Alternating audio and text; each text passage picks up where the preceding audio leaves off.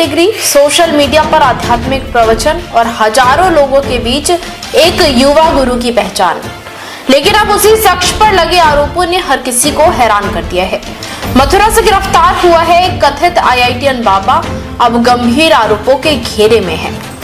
Police का दावा है कि आध्यात्मिक मार्गदर्शन और धर्म की आड़ में उसने पढ़ी लिखी युवतियों का भरोसा जीता, उनका ब्रेन वॉश किया और फिर उन्हें अपने प्रभाव में लेकर शोषण किया।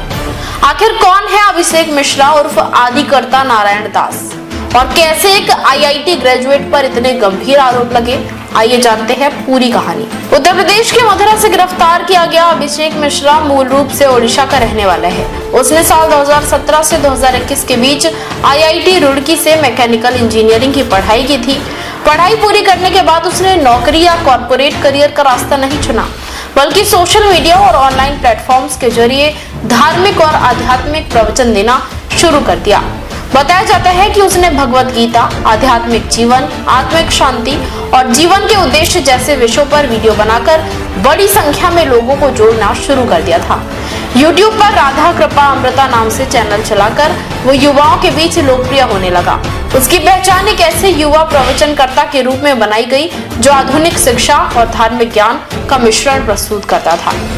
पुलिस के अनुसार आरोपी का सबसे बड़ा हथियार उसका ऑनलाइन नेटवर्क था। वो इंटरनेट के माध्यम से युवाओं, खासकर पढ़ी लिखी युवतियों तक पहुंच बनाता था।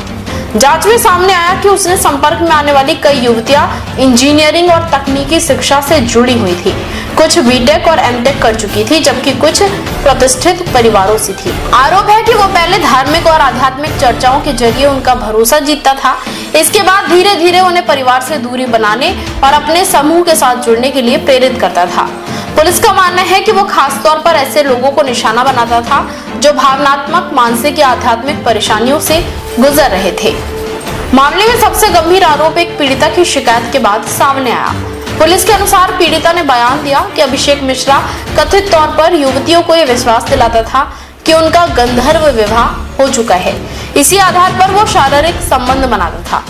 पीड़िता की शिकायत के बाद उसके खिलाफ दुष्कर्म का मुकदमा दर्ज किया गया और फिर उसे गिरफ्तार कर लिया गया। जांच एजेंसियों को यह भी आशंका है कि मामला केवल एक पीड़िता तक सीमित नहीं हो सकता। अब पुलिस ये पता लगाने में जुटी है कि आखिर कितनी युवतियां उसके संपर्क में आई थी और क्या अन्य लोग भी इसी तरह के कथित शोषण का शिकार हुए थे। इस मामले का एक और अहम पहलू ये है कि करीब 6 महीने पहले भी एक परिवार अपनी बेटी को वहां से वापस ले जाने पहुंचा था। उस समय काफी विवाद हुआ था, लेकिन मामला ज्यादा आगे नहीं बढ़ पाया। अब पुलिस का मानना है कि उस समय भी कुछ संकेत मिले थे कि वहां असामान्य गतिविधियां चल रही थी। स्थानीय लोगों के मुताबिक एक समय वहां करीब 2 दर्जन युवक युवतियां मौजूद थी। हालांकि बाद में ज्यादातर लोग वहां से अलग हो गए।